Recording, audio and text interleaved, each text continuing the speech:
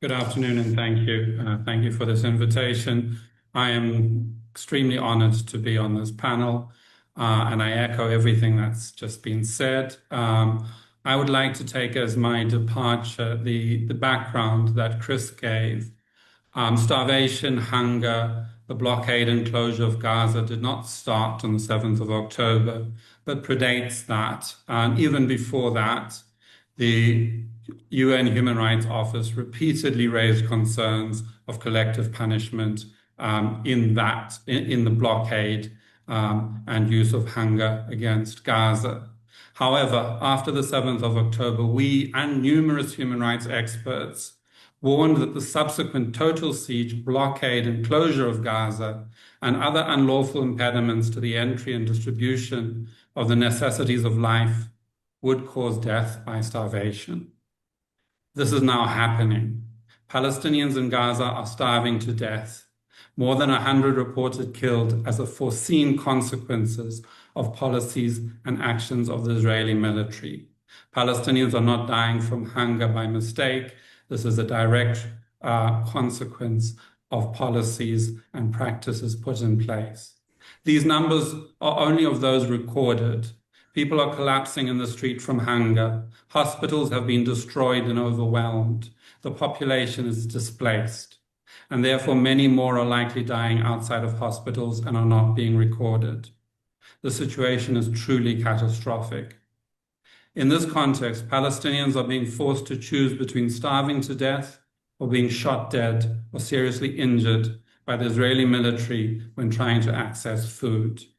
The number of casualties among people trying to access food supplies was reported yesterday to have reached 1,060 dead and more than 7,207 injured since 27 May 2025, when the Israeli-US mechanism came into place.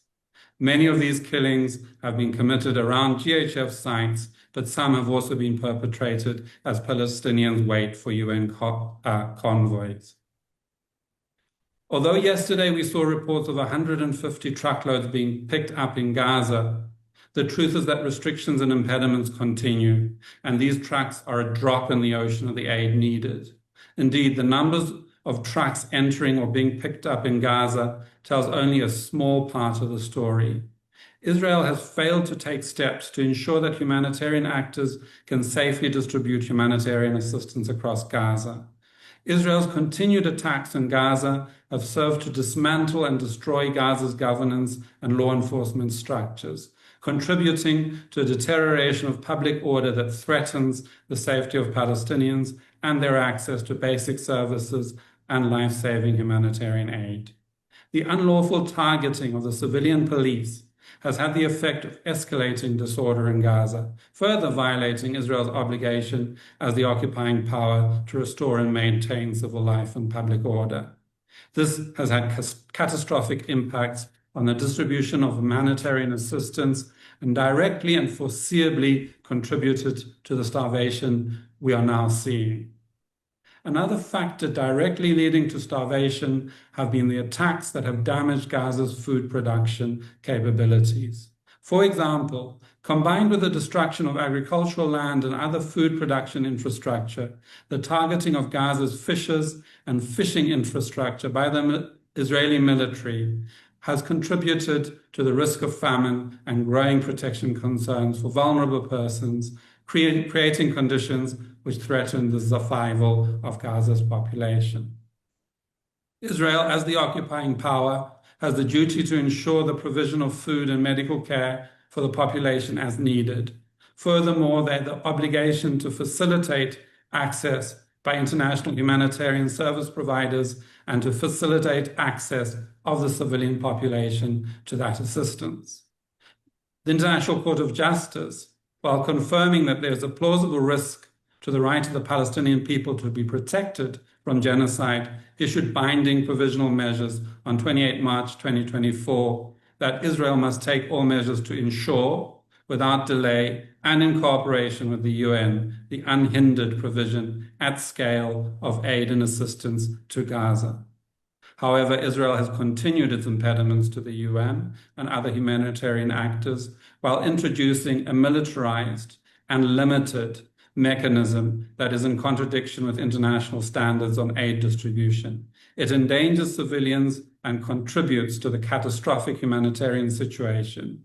It has the effect of consolidating the forced displacement of the Palestinian population, who are forced to move towards a limited number of GHF sites. The weaponization of food for civilians, in addition to restricting or preventing their access to life-sustaining services, constitutes a war crime and under certain circumstances may constitute elements of other crimes under international law. Indeed, one of the warrants issued for Israeli leaders was based on starvation as a method of war.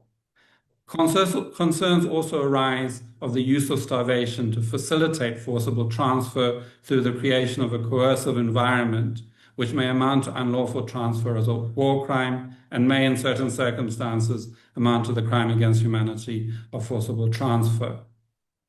However, while it is important to note that the conduct of the military may give rise to individual criminal responsibility, the imperative remains to ensure that there is an end to these egregious violations of international law. And I want to echo previous speakers on this.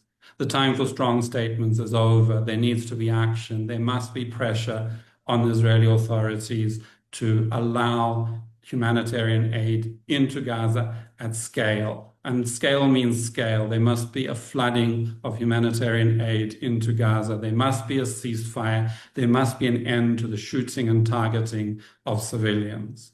The Israeli military must stop shooting at or otherwise killing and injuring people trying to get food. Civilians must be protected.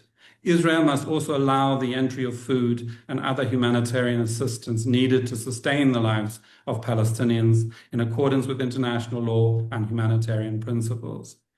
It must immediately and sustainably lift its unlawful restrictions on the work of the UN and other humanitarian actors. It must take steps to restore and ensure civil life and public order. Third states have the obligation to take concrete steps to ensure that Israel, the occupying power in Gaza, complies with its duty to ensure that sufficient food and life-saving necessities are provided for the population.